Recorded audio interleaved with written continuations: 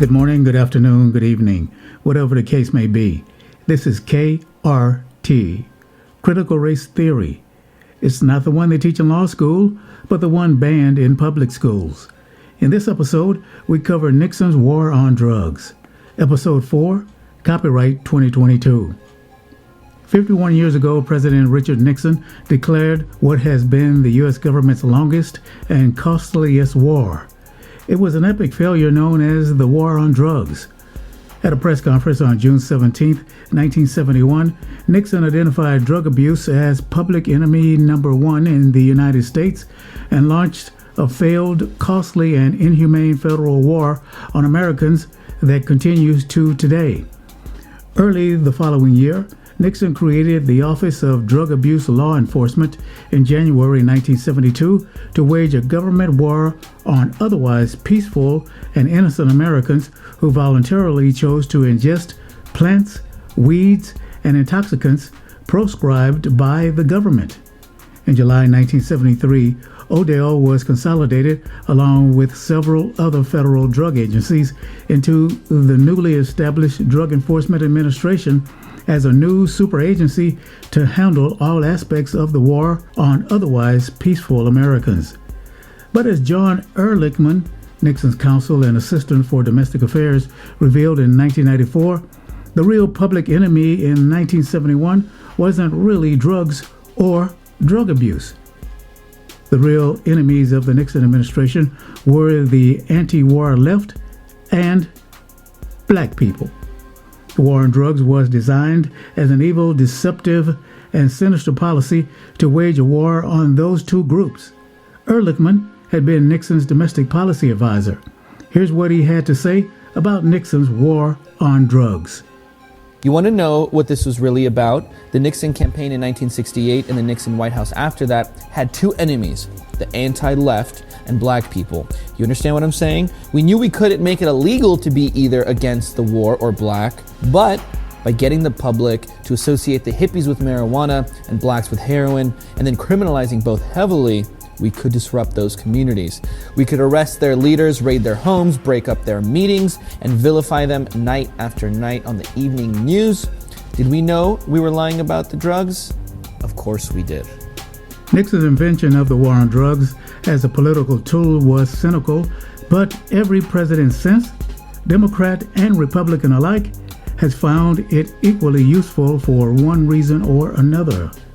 Meanwhile, the growing cost of the drug war is now impossible to ignore. Billions of dollars wasted, bloodshed in Latin America and on the streets of our own cities, and millions of lives destroyed by draconian punishment that doesn't end at the prison gate. 1 of every 8 black men has been disenfranchised because of a felony conviction. If the real goal of the war on drugs was to target, convict, and incarcerate anti-war hippies and black Americans, as Ehrlichman describes it, it sure worked. During the nearly 50-year period between 1925 and the early 1970s, the male incarceration rate was remarkably stable at about 200 men per 100,000 population, or 1 U.S. male per 500. That's according to data from the Bureau of Justice Statistics.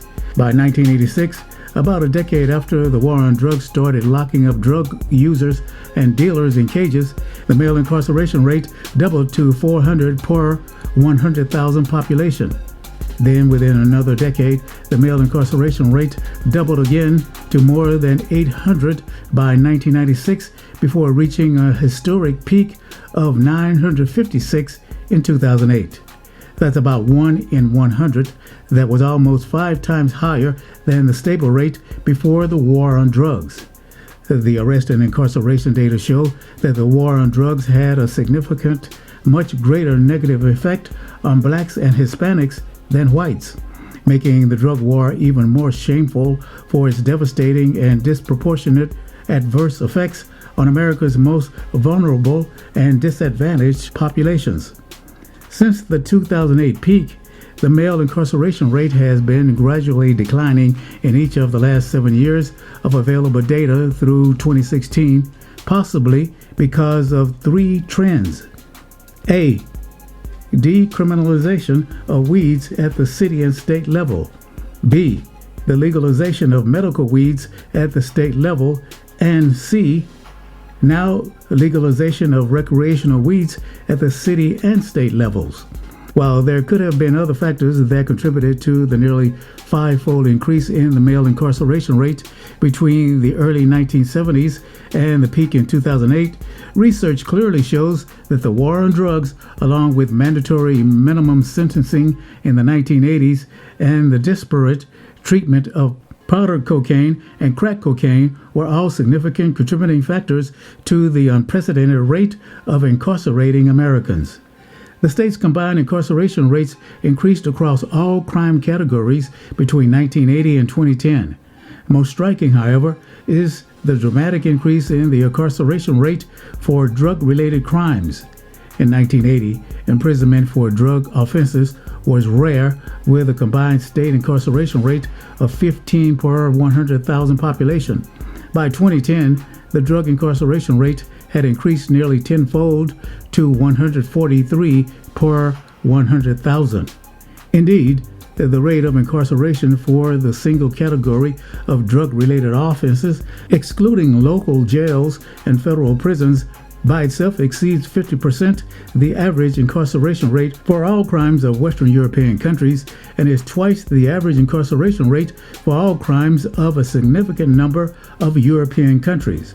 Arrest rates for federal drug offenses climbed in the 1970s, and mandatory prison time for these offenses became more common in the 1980s.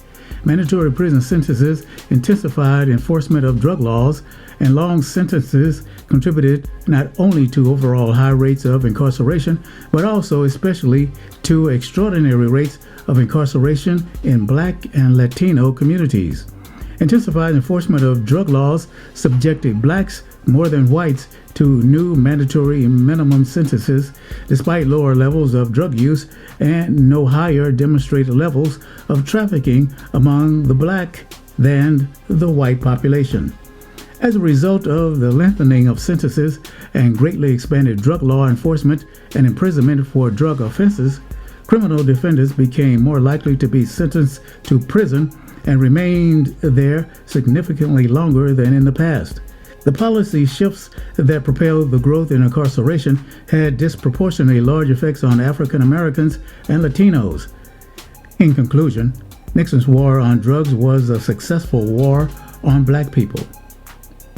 Nixon and Ehrlichman, the architects of the war on drugs, responsible for locking up 143 of every 100,000 black Americans. This has been Critical Race Theory, Episode 4. Thanks for checking in. Please like and subscribe, and share this video with your friends and family. We'll see you next time.